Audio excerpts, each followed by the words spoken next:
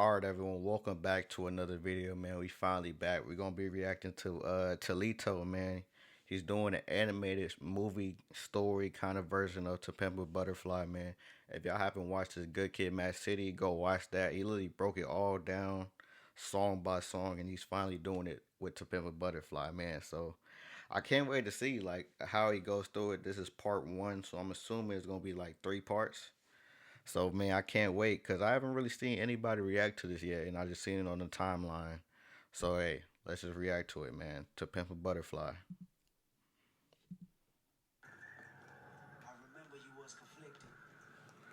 Oh man, this is crazy, bro. I always thought there was something off about Kendrick Lamar's To Pimp a Butterfly.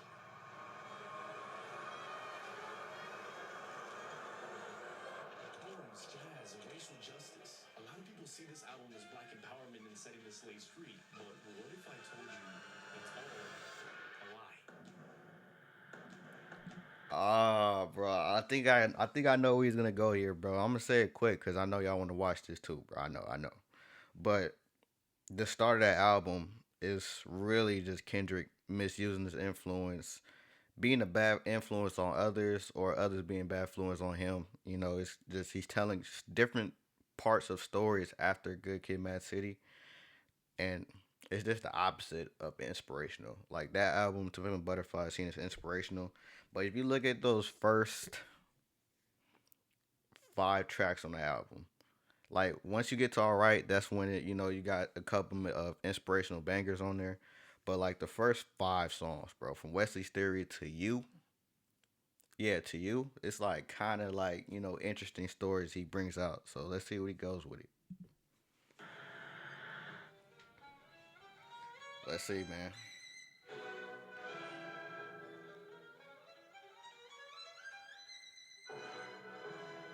What if I told you layered in this album is a man who became famous too fast, a man whose ego destroyed his life, a man who doesn't know what it means to be Kendrick Lamar. In this video, we're going to be breaking down every story, every meaning to learn everything in this album. So I Yeah. think it's time we really ask, what does it really mean to pimp a butterfly?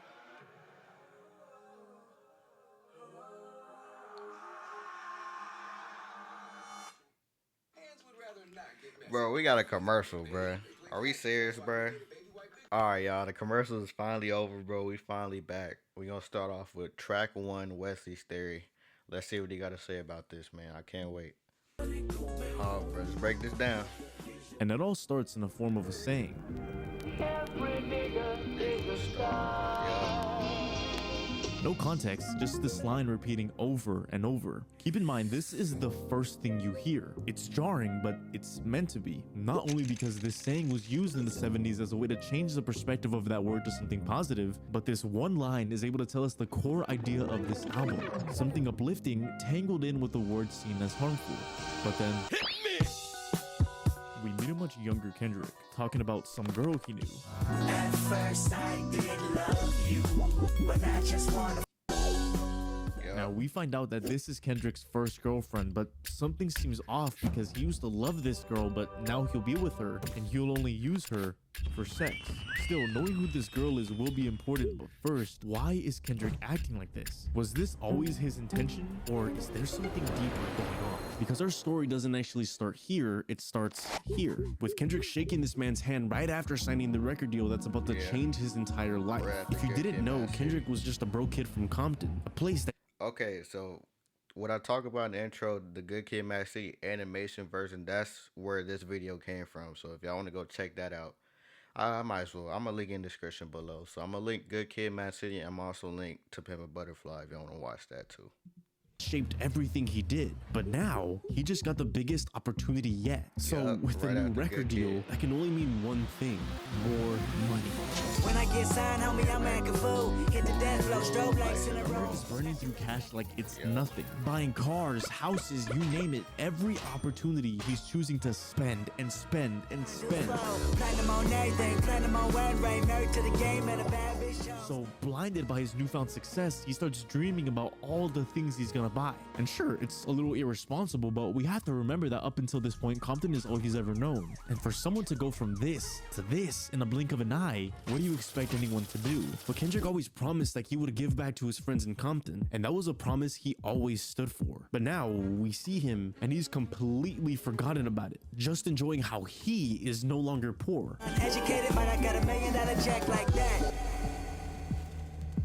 But what Kendrick is doing with his money is the single worst thing he can do right now, because soon after we learn that a voice has been stealthily watching Kendrick the second he signed that record deal. Every move, every idiotic purchase has been profusely analyzed by this voice, secretly hating the idea that Kendrick and the people of his color have the audacity to have this type of money. Oh, bro, I forgot about that voice, man. Like, every time I listen to Wesley's Theory, bro, I'll be so into Kendrick's verse. Like, when I get signed, homie, I'm at the foot. Like, I'm singing that word for word. I'll be feeling that voice is still in the voice line of the song. Yeah, okay. And it's a crazy statement to be said, since they're literally saying colored people should not have this money. Now, we don't know who this voice is, but the accusations say enough. Because what reason does it have to be this uptight about the situation? And more importantly, what are they planning to do about it? And before Kendrick can even think, he looks up and standing there is Uncle Sam, grinning, irritated. Oh, boy. Here you go. Good old Uncle Sam, bro. He's like literally one of the focal points of To Pimp a Butterfly. He's literally all over the album, bro. So we're going to hear a lot about Uncle Sam. Here, willing to give Kendrick anything money can buy, and how now that he's rich and famous, he should feel free to spend that cash. I mean, now that he's here, it's easier than ever. What you want? You a house, you a car, 40 acres and a mule, a piano, a guitar, anything. Sam gaining Kendrick's trust by promising things a man. Yeah. Basically, you know, now that he's up in that upper echelon of, you know, getting money, he's like saying, oh yeah, go buy this, go buy that, go buy this, go buy everything you want, so you can mess it up all up in the end, bro. So he's basically at like whatever he wants to buy, because you know he's from Compton. He didn't have that before, so now he wants to buy everything. And Uncle Sam said that's a great idea, so you can be in debt. You know what I'm saying? So he just gonna screw over there. Saying, buddy, Kendrick, you've struggled for way too long. Yeah. Go on, enjoy it. I'll take care of the rest. But I think here it's important to point out that it's clear Uncle Sam is giving very weird vibes. Not only because he pushes Kendrick to buy more and more stuff, convincing him to spend money, borrow it, just keep buying, just continuing to make him mindlessly dump his money and offering options if anything goes wrong. 2 coos, 2 chains, 2 C-notes, too much and enough, both we know. Get it all, you deserve it, Kendrick. This man is plotting something. Whether good or bad, there's gotta be a reason for him to urge Kendrick. Because in these lines, he'll secretly tell himself, but I'm still following you because you make me live forever. So something about spending money makes Kendrick valuable and keeps Uncle Sam immortal. So then who really is Uncle Sam? Just a simple con man or something much worse?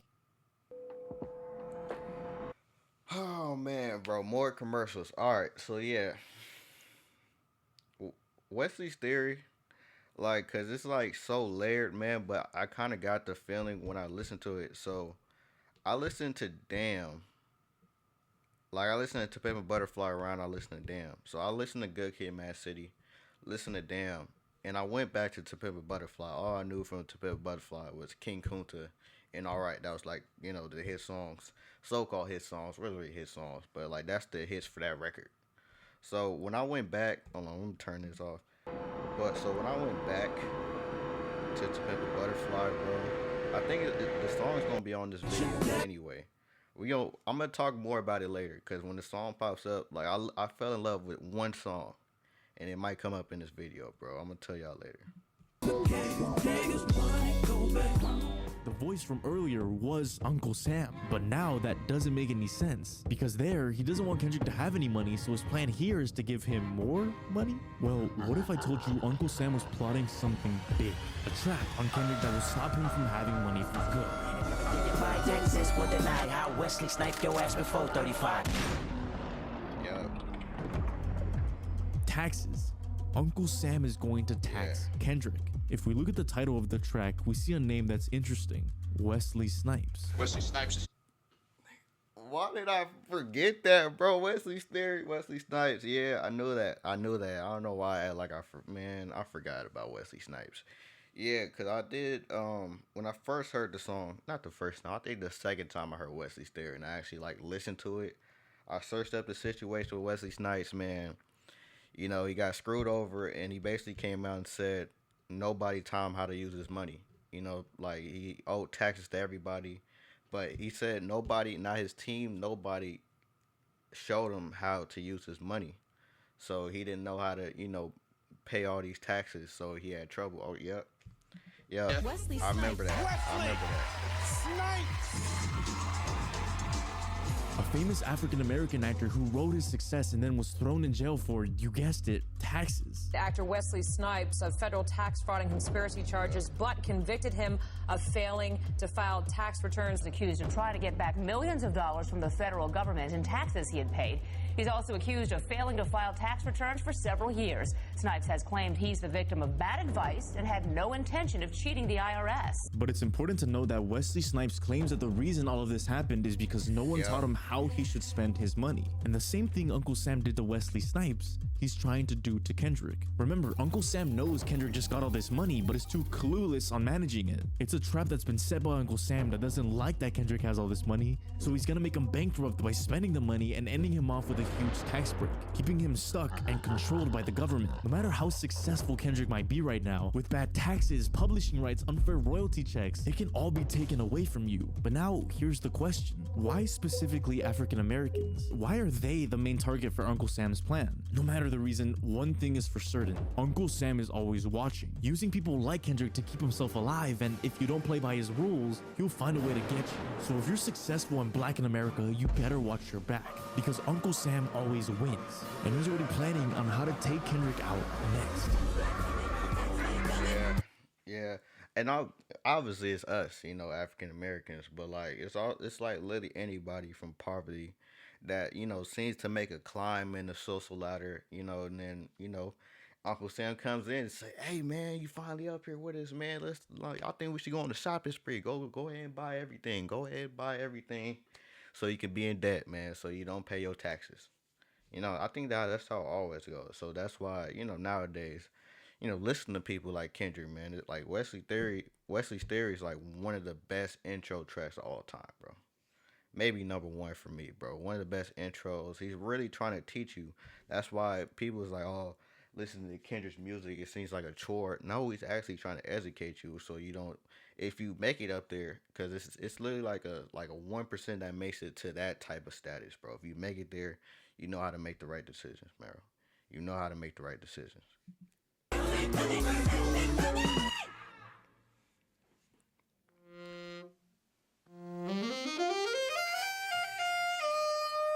Oh, for free. For free. Okay, here on For Free, that's probably like one of the least tracks I listen to on To Pimp a Butterfly. Not like I think it's bad or nothing. Because I go back for Sale interlude, the other interlude on To Pimp a Butterfly. But For Free, isn't it just like Homegirl just talking crazy to Kendrick the whole song? Not the whole song, but most of the track, it's like Homegirl just yelling at Kendrick. And Kendrick saying, "This ain't free." You know what he said, bruh. You a hoe ass nigga. I don't know why you trying to go big, nigga. You ain't shit. Walking around like you God's gift to earth, nigga. For Free is the second track on the album, and right away it drops us into something completely new and honestly kind of confusing, because for most of this track we're focused on this woman right here, and almost for a full minute she's just going off, insulting her boyfriend, calling him broke, lazy, useless, saying how this boyfriend isn't living up to her standards, her value, and what it means for her to be a man in America. And we're just sitting here thinking, who is this woman? Why is she so mad? But then she says something that changes everything. Brand ass nigga, everybody know it. Your homies know it. Everybody fucking know. Suddenly we realize she's talking to Kendrick. She's mocking him, questioning his confidence. Big nigga, you ain't shit. Walking around like you God's gift to earth, nigga. You ain't shit.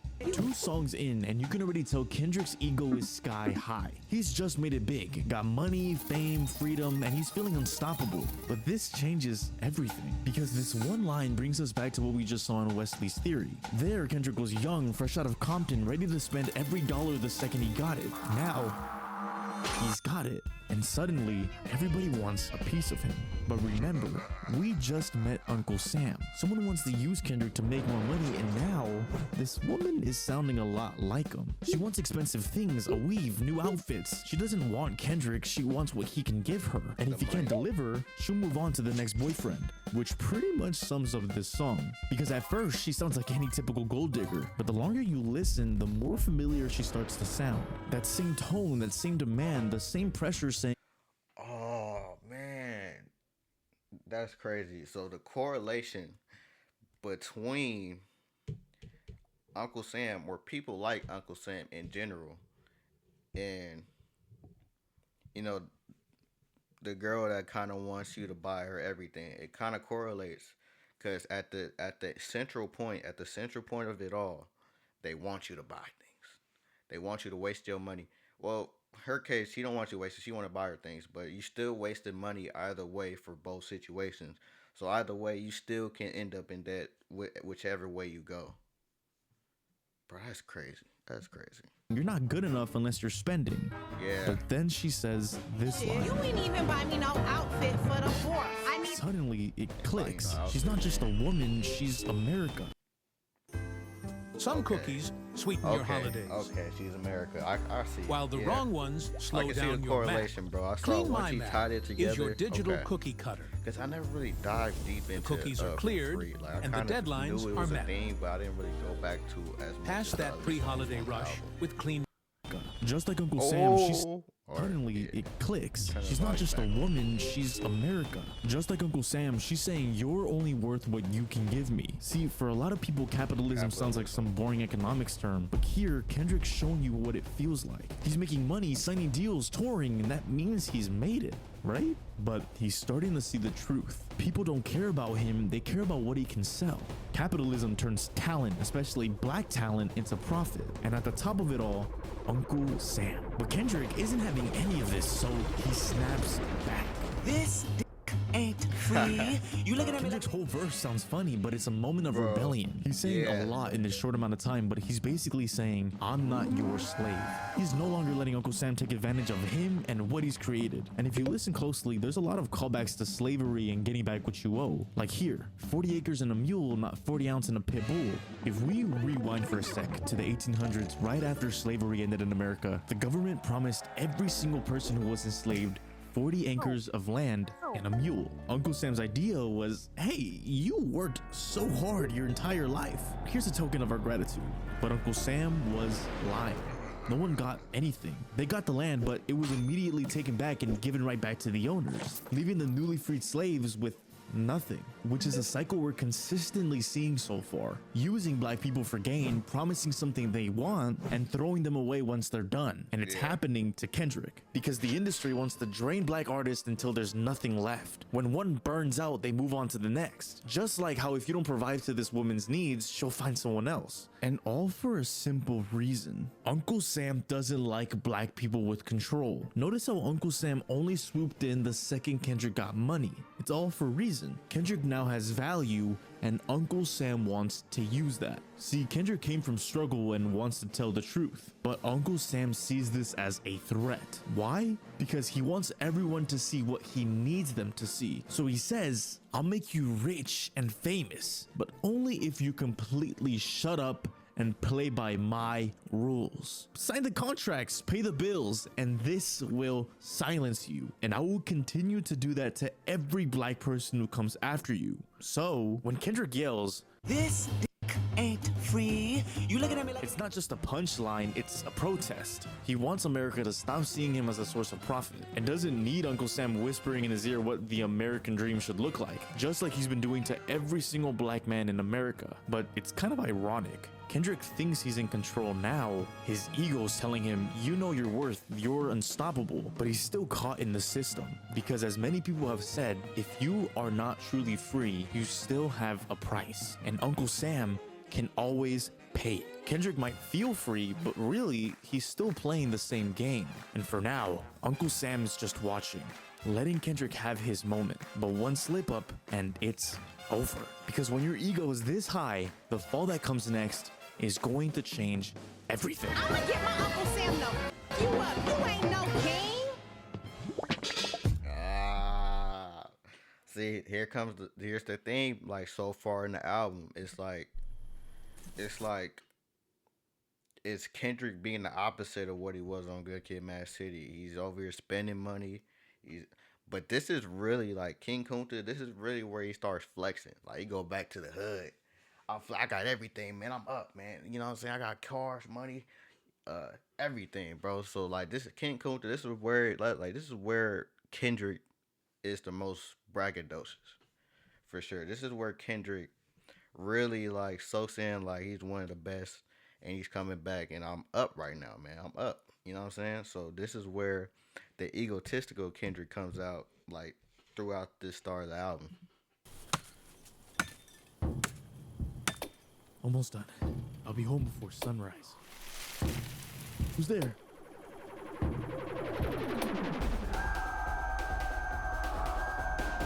Oh yeah, King Kunta cut the legs off. Yeah, Kunta Kendrick. Yep. Let go of me. You're not going anywhere, boy. All right, settle down. From this day forward, this slave is known as Toby. No. What did you say, Toby? I said no.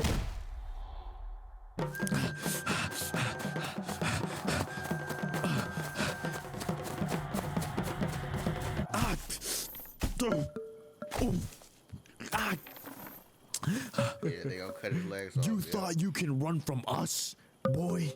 You think you can ever leave this place? No. And just for it, I think it's time we taught you a little lesson. Now then, Toby, how about we forget all of this ever happened and you come back with us, huh? That's not my name. Oh yeah? What is your name then, slave? My name is...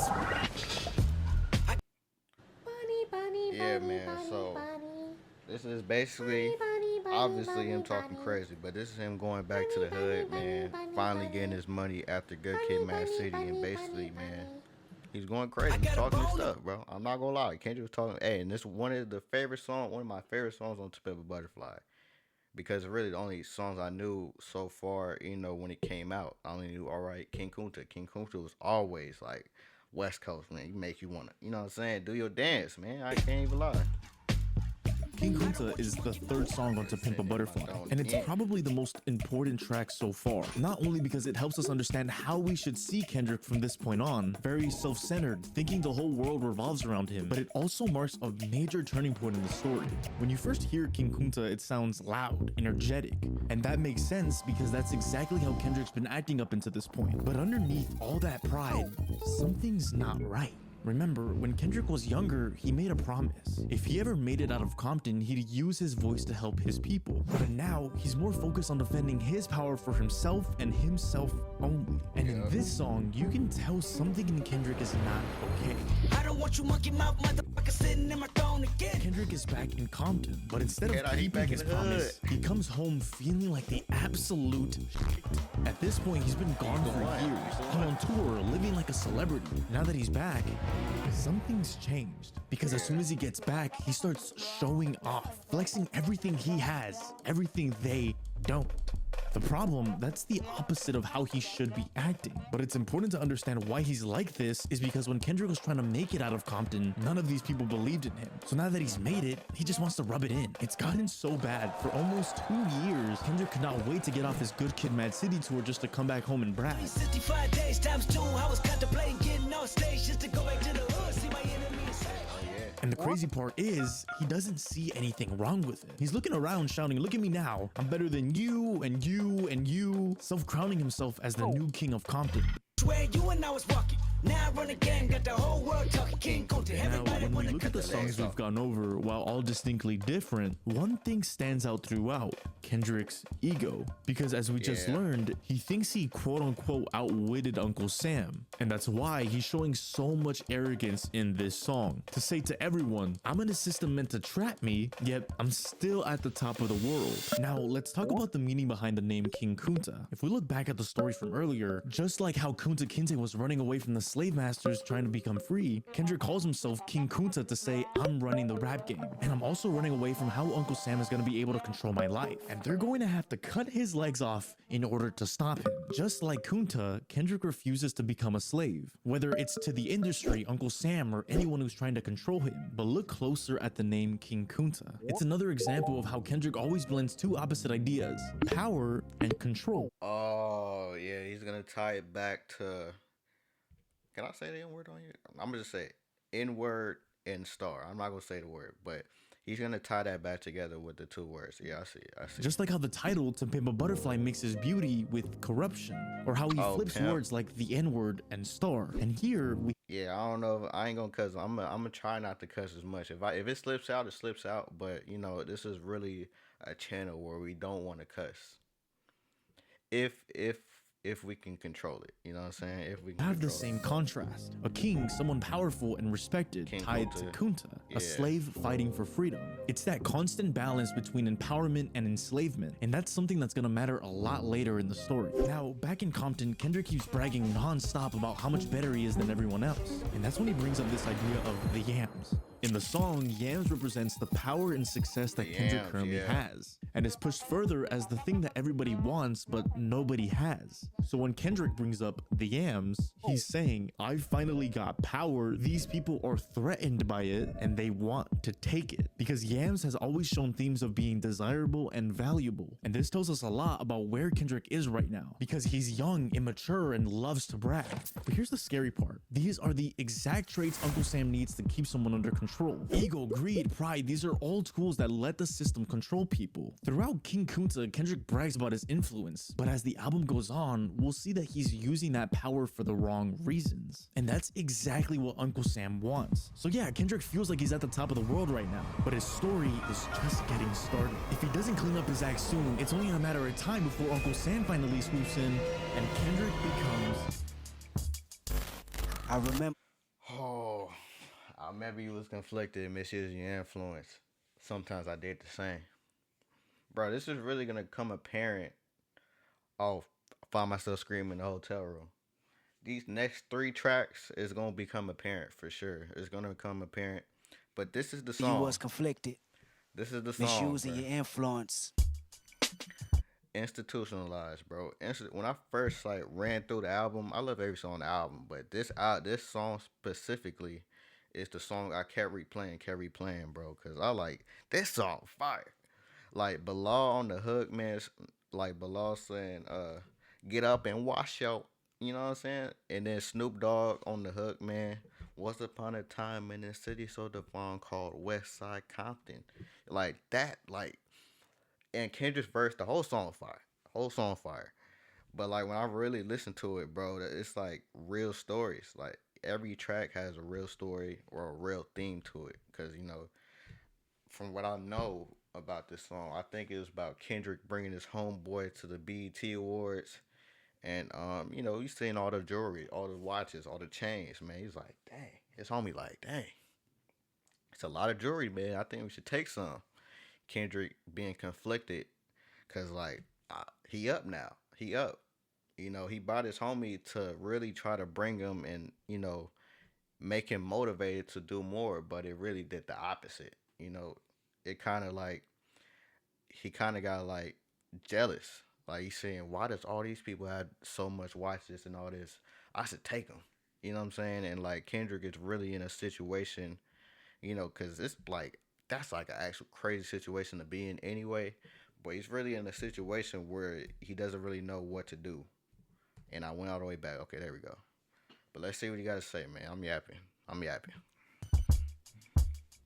Institutionalized is the 4th song on To Pimp a Butterfly, and it's getting kind of strange. Song after song, Kendrick has been continuing to do whatever he wants without any repercussions whatsoever. Just taking and thinking this is what it means to be successful, becoming the most narcissistic we've ever seen him. And that's really starting to affect what kind of POV we're meant to see Kendrick at. But maybe that's the point.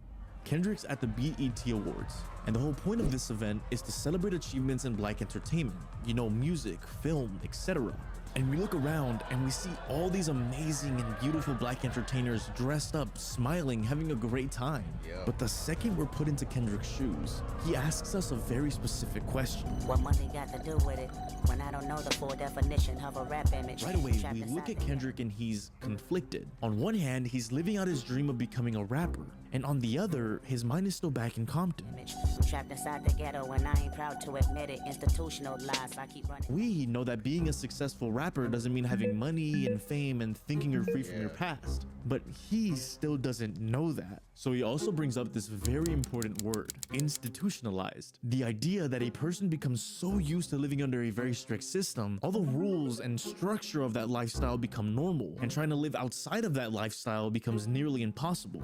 But what context does that bring to this song? Although Kendrick is successful, his mentality has stayed the same, still acting like that kid from Compton. Because while he sits here in his own thoughts, he asks himself, what good is all this money that I have if I still feel like if I wanted to, I could kill somebody back home? Now, that's a really bold statement to be said. And this is where you can really tell he's stuck in this mindset, not knowing which world he really belongs to. Because one side of his shoulder is telling him the streets of Compton taught him more than school ever did. That's where you learn toughness, survival, discipline. The only reason you're even sitting in this seat is because of Compton. Yeah. Like, this is like one of my favorite songs, bro. Let's see him break it down, bro. Because I know I'm yapping, bro. I'm gonna let him talk. Go ahead and do your thing, man. Me, scholarship, no streets, put me through colleges. Be all you can. But the truth is, Kendrick did the hard work and he earned everything he has by himself. But at this point in the album, Kendrick can't see that yet. So instead of being proud of his growth, he sits at this award show frustrated. But as Kendrick sits here, with all the other sounds muffled around him, he gets a tap on the shoulder. Yo, Doc, how much money do you think is in this building? Kendrick had completely forgotten that he had invited one of his friends from back home as a +1 to this event. And instead of being excited to be at the BET Awards, this friend immediately starts planning how he's gonna be able to rob as many people as he can in this room. Seeing people walk by with so much money on their wrists alone, he's already imagining how much money he's gonna be able to steal. so many rollies around you and you want all of them. Somebody told me you thinking about snatching jewelry. I should have listened to what my grandmama said to me. I'm sorry. I'm gonna go back. I'm sorry, bro. I love this song. I'm sorry. Many rollies around you and you want all of them. Somebody told me you thinking about snatching jewelry.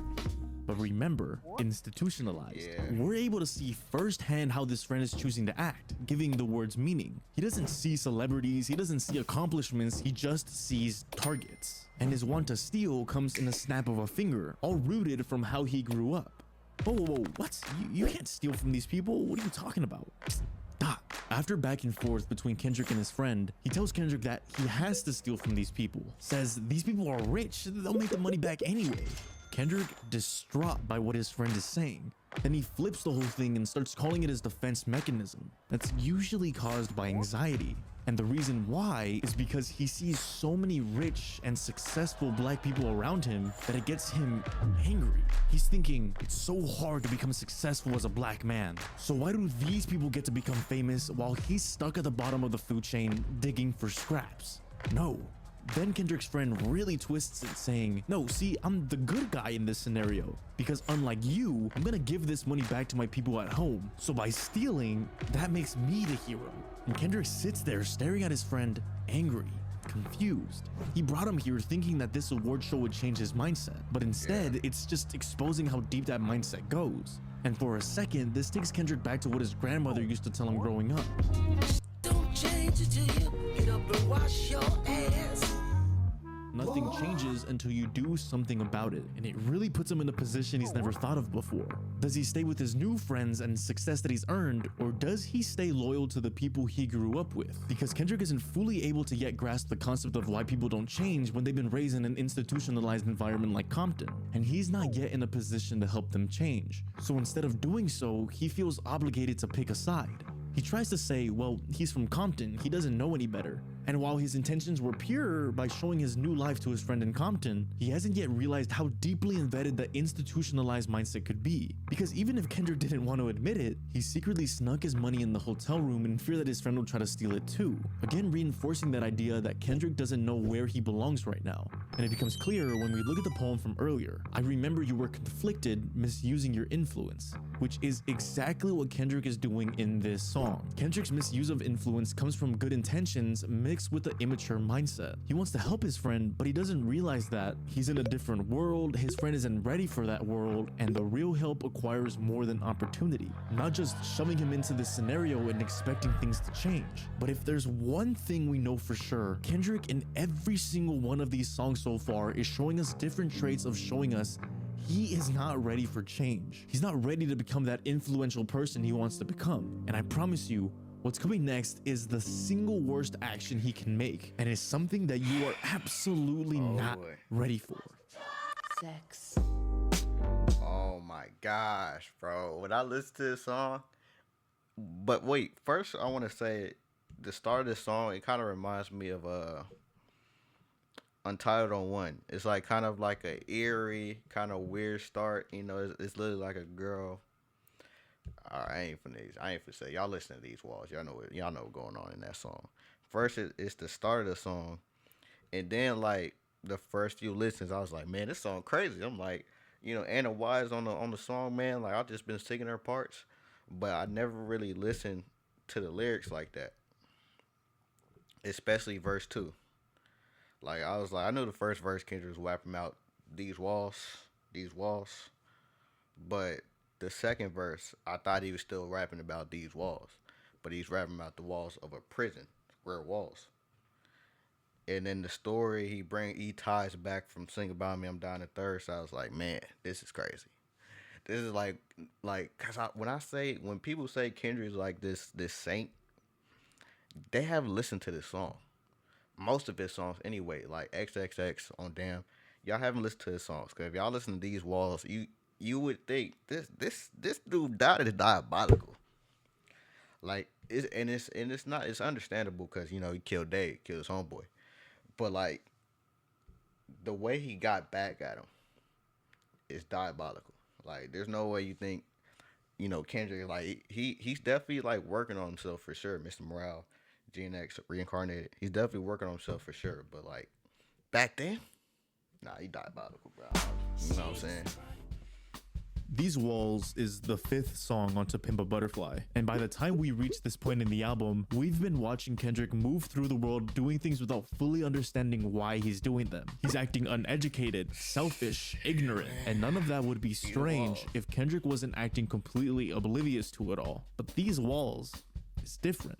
This is where the entire story turns, and not for the better, but for the absolute worst. The song slowly fades in, and we hear a woman moaning. Yup. Diabolical intro, bro. It's growing because oh my god, like this is one of the more diabolical songs because he tells him to rewind the first verse.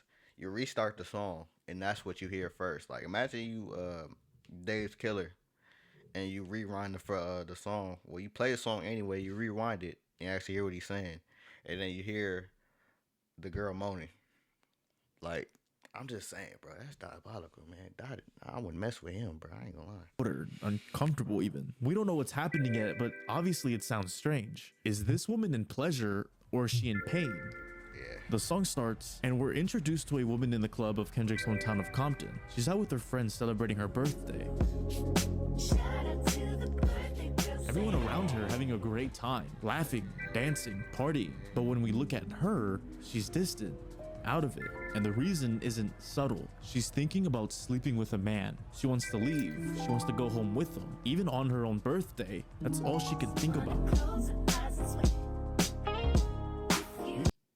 our great state is in trouble. Yeah, man, it's like We see the symptoms every this day. is really Housing like the crisis song that's where crushing Kendrick's really working families and misusing pushing his people influence, out of California. you know? And We barely get This is where he uses money to get back at people, man. You know, it's really That's all she not can funny. I put on 2 times speed. All right, we gonna go back. And the We gonna go reason back. I put isn't on 2 subtle. times. She's thinking about sleeping with a man. She wants to leave. She wants to go home with him. Even on her own birthday, that's all she can think about. We barely get details on this woman, but the small glimpses we do get says enough. She's sleeping with someone she shouldn't be. Someone she was explicitly warned not to be with. Which begs the question, who is he? What makes him so impossible for her to resist? And that's when we learn the mystery man she's going home with is Kendrick. And this woman wants Kendrick bad. But when Kendrick speaks, we realize that they've been doing this for a while. But listen to how Kendrick describes being with her. Your flood could be misunderstood and full of pain and resentment. Obviously, this is referring to how he makes her feel sexually, but something I haven't mentioned is that something happened to this woman, and her way of escaping that and not trying to think about it is trying to get at Kendrick.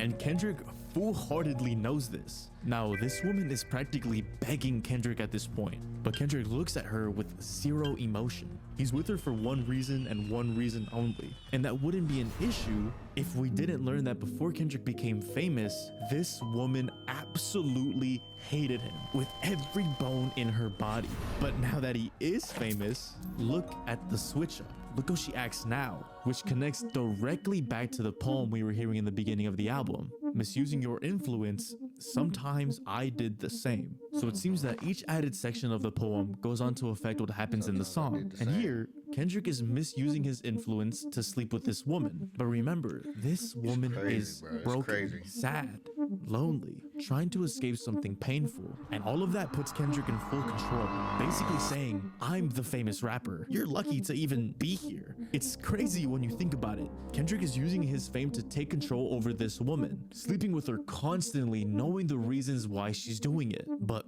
why? Why is Kendrick doing this, knowing her situation? And why is she acting like this in the first place? Well, after they finish, Kendrick gets a message, and suddenly everything makes sense, because we learn that these walls is referring to the walls of the woman's legs. Or does it?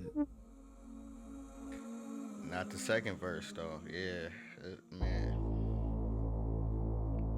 We drop into the middle of a conversation between Kendrick and a stranger in prison. Now listen to how Kendrick's voice darkens here. He's angry with this prisoner. This prisoner is facing a life sentence, and Kendrick just sits there laughing at this man, telling him nowhere is there an escape for you at this prison. Nobody is coming to save you. Not those officers, not a single judge, not even your own mother is going to be able to change this unforgiving fate that's hit you. Wait. Why is Kendrick doing this? We just went from a woman who's using sex to escape to yelling at a man who has jail for life and laughing at his inevitable fate. So let's shift our focus to the prisoner. Who is he? What did he do? And then everything clicks. One more time, homie. Where's you from? Hey, where is it from? Hey, you over here from the rain? Back in Good Kid, Mad City, Kendrick's friend Dave was shot and slowly died in Kendrick's arms after going back for revenge for Kendrick's kidnapping. Got them niggas. K-Dot, you good? You good? Yeah, blood, I'm good. Dad, you good? Hey, say something. Everyone's story on that album got closure, except for one person, Dave's killer. He was never found until now. This man sitting across from Kendrick in prison is Dave's killer. And Kendrick, acting purely on emotion, believes this is the best way to cope. But it's really not that simple, because I don't think you guys realize what version of Kendrick we're seeing right now. This isn't the happy make raps for fun Kendrick. No, this man is going insane, and you're about to learn why. Kendrick tells Dave's killer to listen to the beginning of this song, to hear what he's been doing, to hear how he used his power. When you play the song, rewind the first verse about me abusing my power so you can hurt. And if we go to the beginning, Kendrick is sleeping with a woman who lost someone she loved, someone important, and her way of coping is to be with Kendrick. And that woman is Dave's killer's woman. Kendrick sits on the other side of this glass, looking this man dead in his eyes, and essentially tells him, I'm sleeping with your girl as revenge for you killing my friend, and there is nothing you can do about it. Kendrick has been sleeping with her solely to see this man suffer. He even goes into detail about what they've been doing together, details that we don't need to repeat, but just imagine being this man, your enemy, a famous rapper, describing everything he's been doing to the person you love while you sit powerless behind bars for life. Kendrick is using his fame as a weapon and takes advantage of this woman's vulnerability, all because he's now a famous rapper. Oh my gosh, who is this? Who is Kendrick right now? At the end of Good Kid, Mad City, Kendrick and his friends were saved by their faith. A woman prayed for them, teaching them about Jesus, shifting Kendrick's mindset. Do you want to receive God as your personal savior? Even Kendrick's mother told him to give back to his community through music, to show the world he came from Compton and rose into greatness. But in this album, he hasn't followed any of that. He's doing the opposite. Ever since signing that record deal, Kendrick has bragged, wasted money, insulted his city, and acted like a complete fool. And now performs this vile act just to see someone suffer. This isn't Kendrick. At this point in the album, we've been on a roller coaster to how Kendrick chooses to show his worth. Controlled by Uncle Sam, battling this woman, bragging back home, the BET situation, and now this. He is not ready to be where he wants to be. But the question becomes, will Kendrick keep spiraling, keep acting recklessly, refusing to slow down, or will he finally realize something is deeply wrong? I guess there's only one way to find out.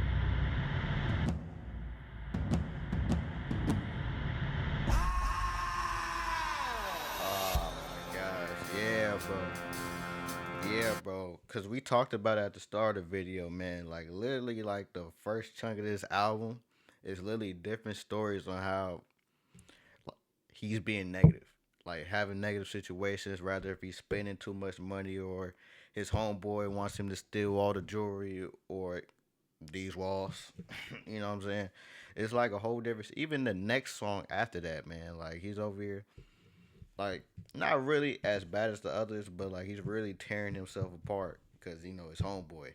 But we gonna see that in the next episode or part two, whatever he does to part two. We gonna react to that. So this one we had Wesley's Theory, For Free, King Kunta, Institutionalized, These Walls. So I'm trying to remember this track list. So we got what's next? You, All Right. What is it? For Sale? It's For Sale right there? For Sale. Mama. Hood Politics. Yeah, man. So he's definitely going to have a little turning point in that album in part two. But part one is just diabolical. Like, I promise you. Like, out of all these songs, These Walls was probably the one I think I got last. Like, I didn't get the song. Like, at least the second verse. I was like, when I finally listened to the second verse, 'cause I kind of really like, I'm not in my head, but I wasn't really listening to These Walls' second verse. But when I finally put it all together, I was like, because you went to Sing About Me, I listened to Sing About Me, I listened to Good Kid, Mad City, so I was like, wow, bruh. This is diabolical, man. But I hope you guys enjoyed this episode, man. If y'all want me to go react to part two on this channel, man, let me know. And let me know any other videos y'all want me to watch anyway. So, you know what I'm saying? Hope you guys enjoyed this video, man. Make sure y'all like and subscribe too. And I'm out. Peace.